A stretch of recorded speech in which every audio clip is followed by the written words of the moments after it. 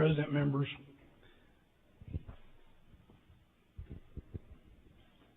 This is an unfortunate set of circumstances that we find ourselves in. As I look around the room at different senators that are on this floor, not a single one of which I don't consider to be a friend and someone that I care about, and hopefully someone that feels the same about me. But yet, here we are in what is probably the worst night that I've experienced since I've been in the Senate, and maybe since I've been in public life.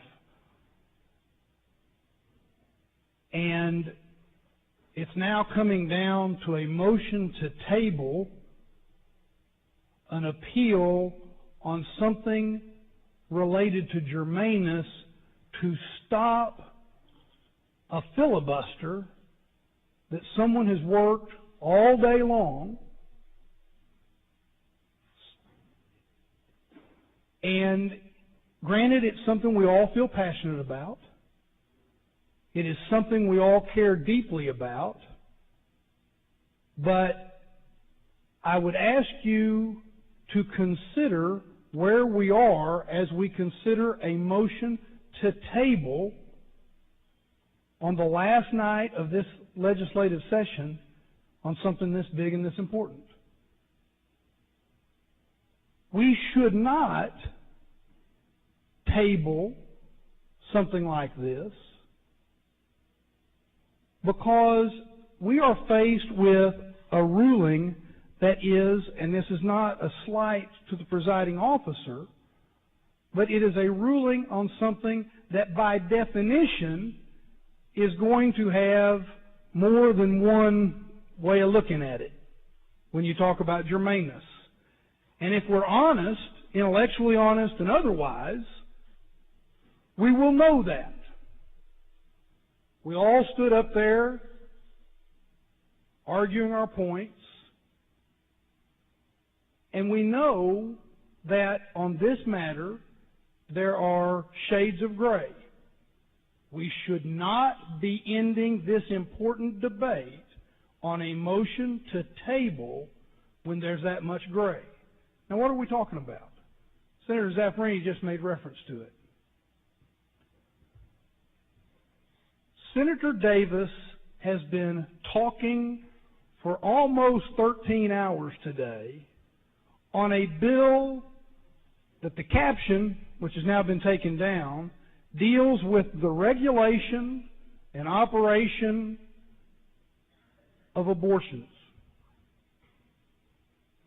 As part of that discussion, she has pointed out that the reason she is arguing against it and the reason she opposes it is because we are making it too difficult for women to carry out their constitutional right to make the decision about terminating a pregnancy.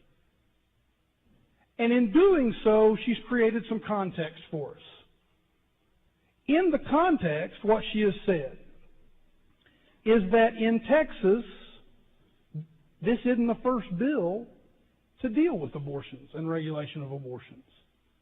In fact, in the last session of the legislature, this body debated, discussed, and fought over a bill related to abortions. That bill was the sonogram bill. That bill set certain requirements on women who sought to get an abortion and required them, as part of that procedure, to get a sonogram. It also had provisions that were objected to by members who have districts that expand a large part of geography of our great state.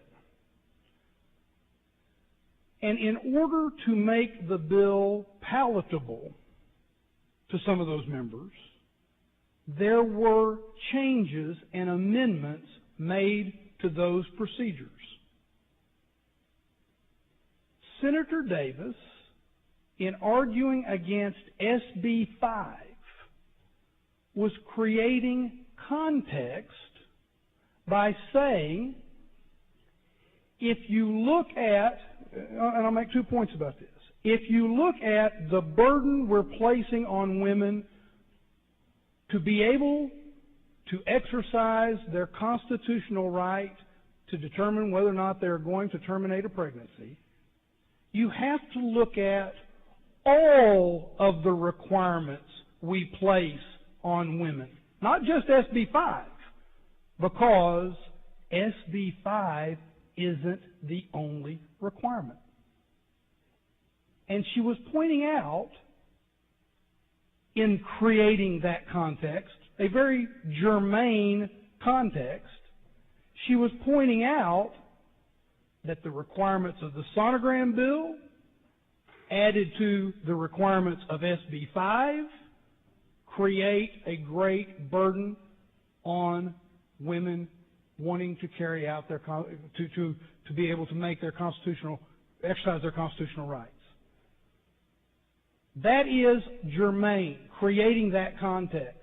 In addition, she has pointed out, and was pointing out at the time, that the sonogram bill, as I pointed out, there were amendments made to it so that it would reduce the burden on women who live in places where it would be very difficult for them to get back and forth in certain time frames. But that SB5 does not have that. What she was pointing out was that it increased, when she mentioned the sonogram bill from last session, is that it increases the burden on women, particularly when you add it to SB5. And she was pointing out that some of the problems with SB5, no one was willing to try to address and fix in the same way as they did with the sonogram bill. Now, we deal with bills all the time. If you want to, for example, see what is an aggravated offense, and you're arguing for aggravating the offense and giving a greater penalty for that offense, it is entirely germane to that argument to say, let's look at what the original bill does. Let's look at what we passed last session or the session before that, so that I can then tell you why what we're doing here is either better or worse. It is entirely within that context. Now, I also would point out that, and I think it's important for us to pay attention, we're getting ready to vote on a motion to table after all of this debate and discussion. Again, I don't believe that's the way we want to end this legislative session, particularly when we take into account, and some of us have been through some filibusters and have watched filibusters over the years, what is really, and I think everybody would agree, and I'm not going to ask anybody to agree out loud, but in your own minds you know, this has been, if not the most scrutinized filibuster, one of the most scrutinized filibusters, maybe in the history of the state, but certainly in my knowledge about the legislature. There has been an effort at every moment to try to raise a point of order to stop this filibuster. One of the points of order that was sustained was that in a debate on abortion and a bill regulating a woman's constitutional right to exercise her right to terminate a pregnancy, it was out of order to discuss the case of Roe versus Wade, decided by the United States Supreme Court, which gave rise to the constitutional right. It's been a very scrutinized filibuster where we're dealing with shades of gray. If you read our rules, Rule 7.15 is the rule on germaneness. And what it says is no motion or proposition on a subject different from that under consideration. And then it goes on, and it's not precisely on point here, but it says shall be admitted under color of amendment or as a substitute for the motion or proposition under debate. The key for our purposes on deciding whether or not we want to table my motion to appeal is no motion or proposition on a subject different from that under consideration. The objection and the point of order was that she was talking about a sonogram law that is part of the regulation of abortions. At the same time, she's filibustering a bill that's caption is about the regulation of abortions. Members, I would suggest that before we table that and don't have the opportunity to appeal the ruling, we ask whether that really is a subject different from that under consideration. I think we ought to also ask, is it a subject different from that under consideration when we put it into the appropriate context of what Senator Davis was arguing when she was bringing up the sonogram bill. In the practice note to our rules, it says germaneness, stick with me on this, germaneness is not a precise concept. By the way, that's in all capital letters as the first part of the practice note. The point is, we are getting ready to vote at the end of a very long day and at the end of a very long legislative session. To table a motion to appeal to end this filibuster, or attempt to end this filibuster, because I will tell you, I don't believe it's appropriate to end the filibuster without a vote of the body. I think that's what we've been promised and told in rulings all day today, and I think that rule requires that there be 3 findings of not germaneness as opposed to what we've had here today. But set that aside for a moment. Germaneness is not a precise concept.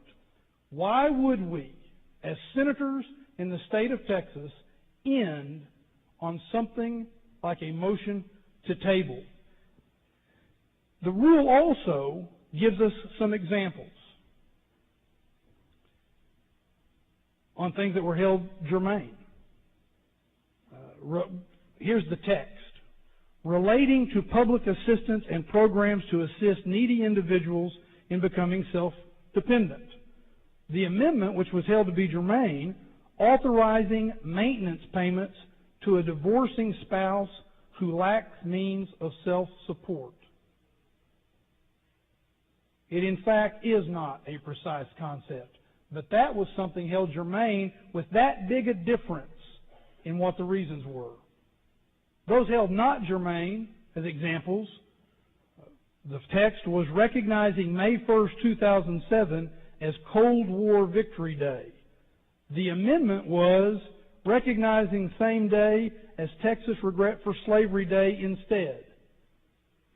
Another text, granting certain county and regional tollway authorities certain powers in building road projects, requiring state assistance for those projects, and imposing a statewide moratorium on certain contracts with private road builders. The amendment that was held not to be germane was prohibiting a person contracting with a county under the bill from making a political contribution to a county judge or county commissioner or a candidate therefor. Now, members, we've all been at this a while. There's nobody here that hasn't served in a body like this before, with maybe one exception. And we all know that rulings related to germaneness end up being all over the place.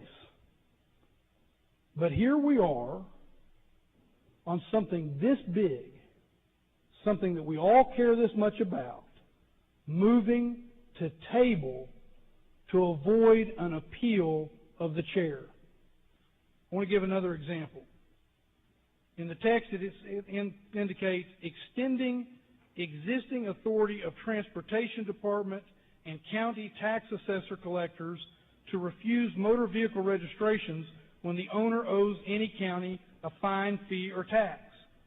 What was held not to be germane was vesting rights associated with non-conforming billboards in the owner. That's a mile apart from what was going on when Senator Davis was talking about the regulation of abortions because of a sonogram law and how that applies to the regulation of abortions under SB5. It's not even in the same ballpark. But yet here we are getting a ruling on germaneness that we ought to have a right to appeal and debate, fully debate, because it's a debatable motion, but instead we're going to cut off debate on a motion to table.